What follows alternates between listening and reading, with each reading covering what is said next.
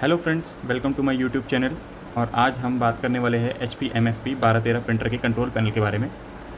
ये printer actually इस control panel के बगैर चलता नहीं है और ये कंट्रोल पैनल ख़राब हो गया है क्योंकि इसकी कॉन्टैक्ट केबल्स रस्टिंग खा चुकी है और यहाँ से इसका ग्रिप भी लॉस हो चुका है।